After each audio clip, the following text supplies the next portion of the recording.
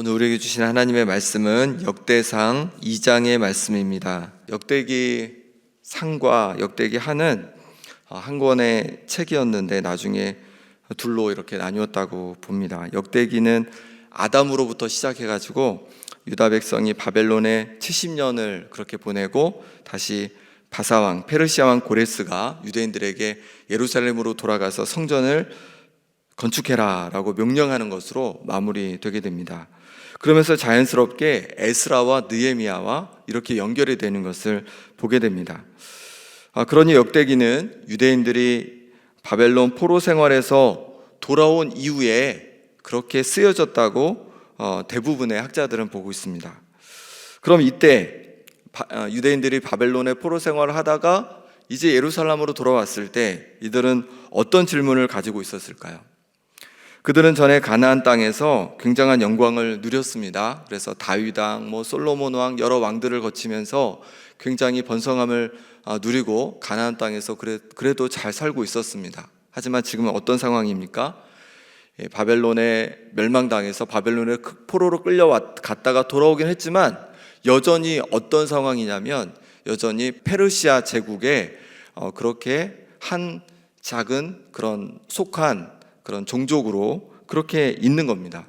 완전히 자유롭게 모든 정치적인 또 경제적인 사회적인 것을 결정할 수 없는 페르시아 제국의 영향을 받을 수밖에 없는 그런 상황이고 굉장히 주변으로부터 위협도 받는 그런 굉장히 어려운 상황에 직면해 있게 된 것이죠.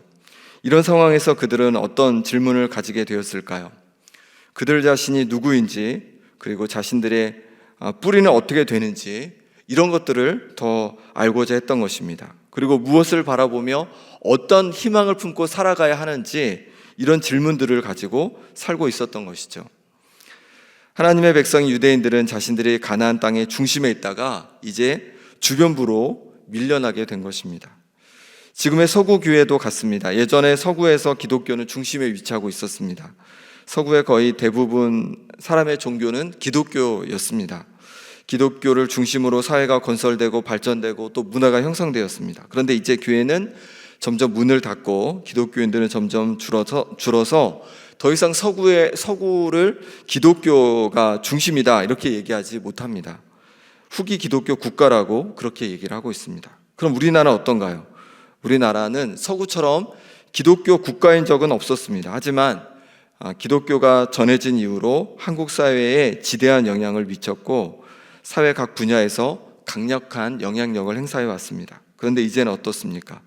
여러 이유로 점점 기독교가 우리나라에서도 주변부로 밀려나고 있습니다. 우리의 청소년, 청년들 중에 기독교인을 찾기가 쉽지가 않습니다. 그리고 기독교인이라고 말하는 것이 왠지 부끄러운 것이 그들에게 되고 있습니다. 코로나를 지나면서 많은 지탄을 또 교회가 받았고 그 외에도 여러 가지 세상에 실망감을 주었기 때문에 점점 교회가 세상에 주변부로 이렇게 밀려나고 있습니다. 이런 의미에서 가나안 땅에서 주변부로 살고 있는 유대인들에게 주신 말씀인 이 역대기는 동일하게 사회의 주변부로 밀려나고 있는 오늘을 사는 우리 그리스도인들에게 꼭 필요한 말씀이 될 것이라고 봅니다. 우리 1절, 2절 말씀 같이 읽어보겠습니다.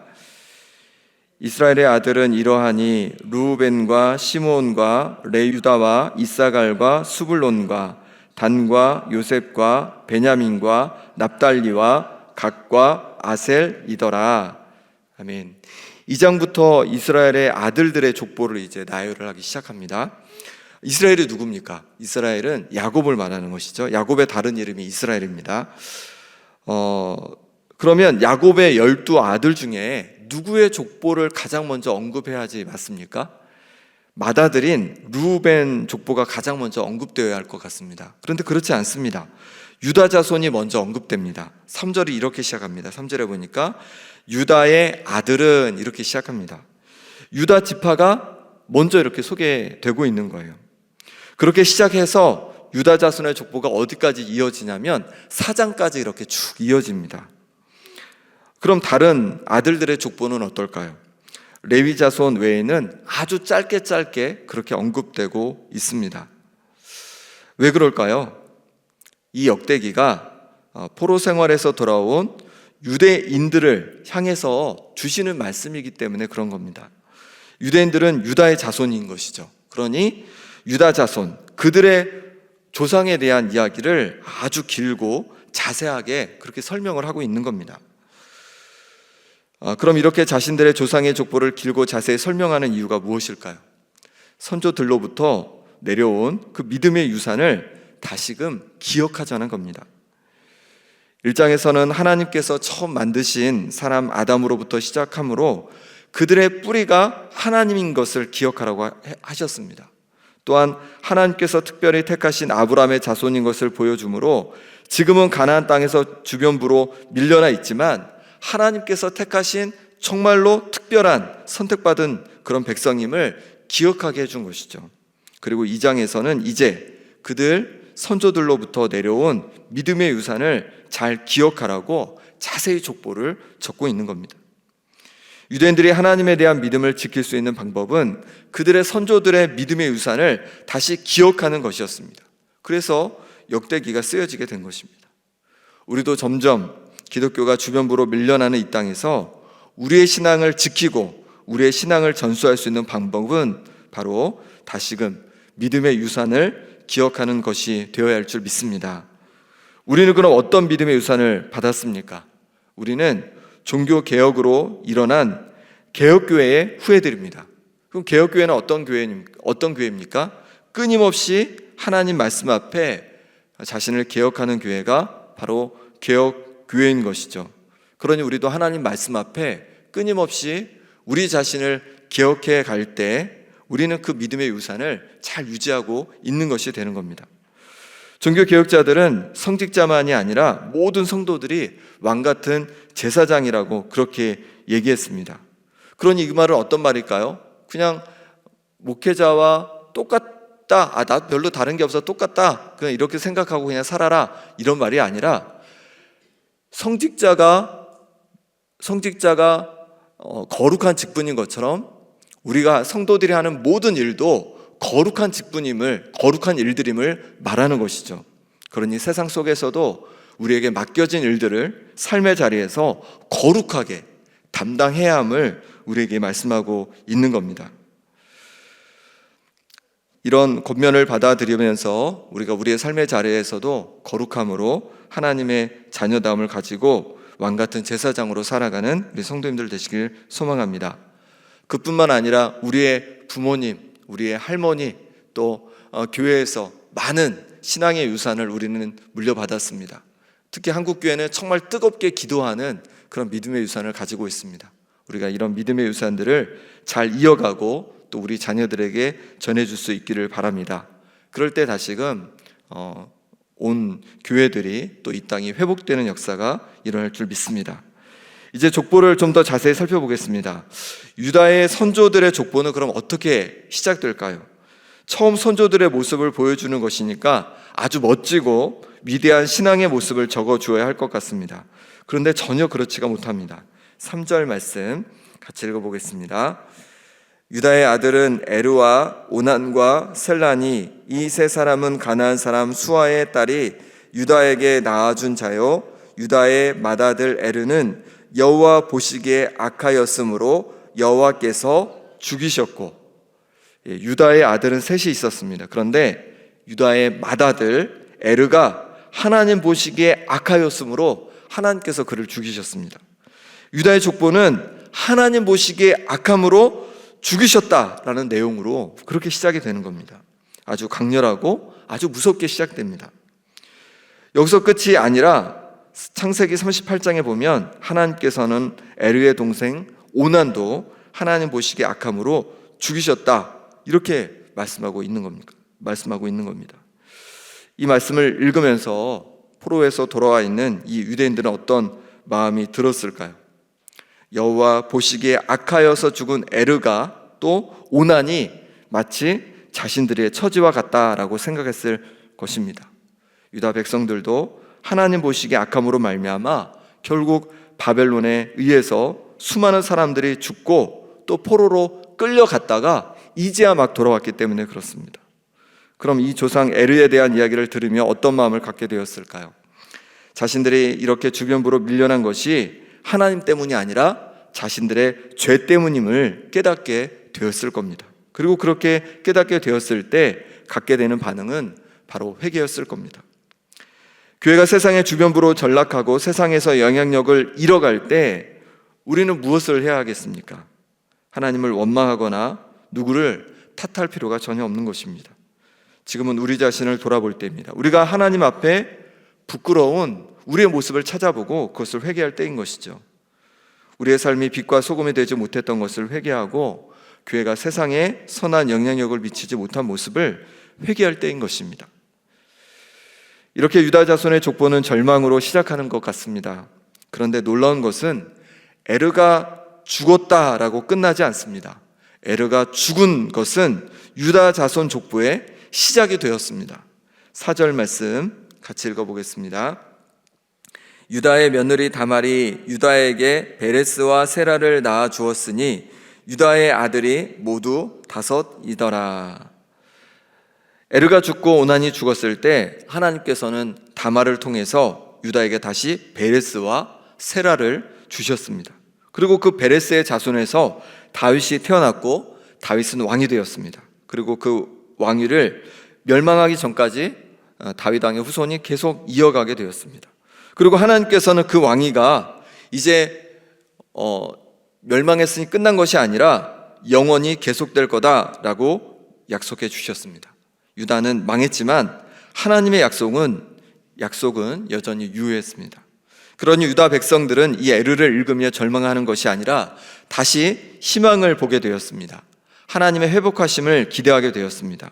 다시 그들이 회복되고 다윗의 뿌리에서 나올 영원한 왕을 기대하게 되었던 것이죠. 교회가 점점 세상의 주변부로 되어가고 있는 이때에 그래도 소망이 있는 것은 하나님께서 우리를 다시 회복할 것이기 때문에 그렇습니다. 교회를 회복해 주실 것이기 때문에 그렇습니다. 세상을 살다 보면 우리를 낙심케 하고 힘들게 하는 많은 일들을 만나게 됩니다. 그럼에도 우리가 좌절하지 않는 것은 우리에게 희망이 있기 때문에 그렇습니다. 하나님께서 우리를 다시 회복하실 것이라는 희망이 있습니다. 그래서 우리는 지금 오늘도 이 아침에 이 새벽에 나와서 기도하는 것이 아니겠습니까? 이 땅에서 다 회복되지 않더라도 온전하고 완전한 회복이 천국에서 주어질 줄 믿습니다. 그러니 우리는 낭망하고 좌절하지 않는 것입니다. 시편 42편 5절에 이렇게 말씀합니다. 내 영혼아 내가 어찌하여 낙심하며 어찌하여 내 속에서 불안해하는가? 너는 하나님께 소망을 두라. 그가 나타나 도우심으로 말미암아 내가 여전히 찬송하리로다. 아멘. 우리 성도님들 삶에 어떤 절망이 있으십니까? 성도님들이 원하는 대로 삶이 잘 되어지지 않습니까? 자녀들로 인하여 절망하고 있습니까? 또 자신의 건강 때문에 절망하고 계십니까? 절망 중에도 하나님께 소망을 두시길 간절히 소망합니다. 하나님께서 나타나셔서 우리를 도우시고 우리를 다시 회복시켜 주실 줄 믿습니다. 이 시간 우리 함께 기도하겠습니다. 이 시간 우리 기도하실 때 내게 주신 믿음의 유산을 기억하며 살아가게 하시고 우리의 후손들이 믿음의 유산을 또한 이어가게 하여 주옵소서. 세상의 빛과 소금의 역할을 감당하지 못하는 나의 모습과 또 한국교회의 모습을 긍휼히 여기시고 용서하여 주옵소서. 이렇게 함께 기도하겠습니다. 또한 우리 속에 있는 모든 절망 속에서 하나님 아버지 다시금 우리를 회복시켜 주시라고 기도하겠습니다. 또 기도하실 때 항존직 선거를 통해서 하나님의 일꾼들이 세워지도록 기도해 주시고 휴가 중인 담임 목사님 영육에 강건함 더해 주시도록 이 시간 우리 함께 기도하겠습니다. 하나님 아버지 우리 가운데 귀한 믿음의 유산을 허락해 주셔서 이렇게 우리가 믿음을 가지고 살아가게 하시니 감사합니다. 이제 우리가 이 믿음의 유산을 아버지 다시 기억하며 또 우리 손들에게 믿음의 유산을 아버지 이어주기를 소망합니다. 우리 종교개혁들이 가졌던 그 믿음의 유산으로 말씀 앞에 끊임없이 우리를 기억해가게 도와주시고 또 아버지 우리 손주들이 가졌던 그 뜨거운 열심으로 우리가 기도하며 깨어있게 하여 주시옵소서.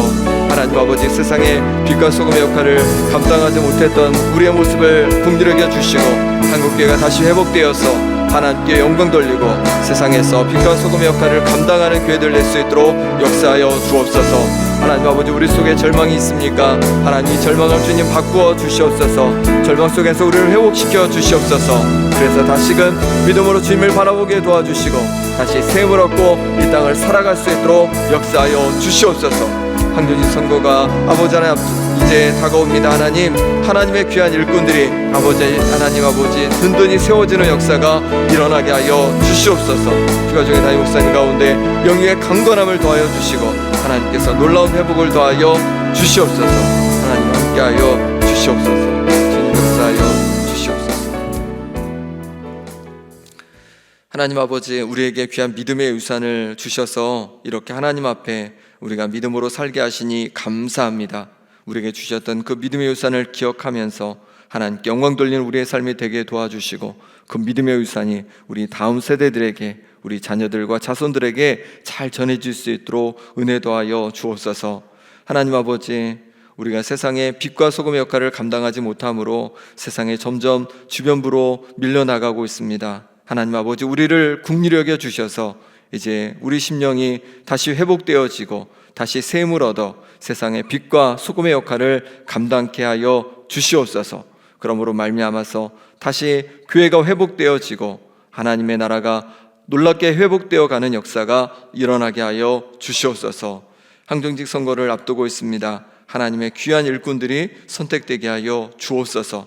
휴가 중인 담임 목사님 가운데 영육의 강건함을 더하여 주옵소서. 오늘 하루도 주님께 온전히 의탁하옵고 예수 그리스도의 이름으로 기도하옵나이다. 아멘.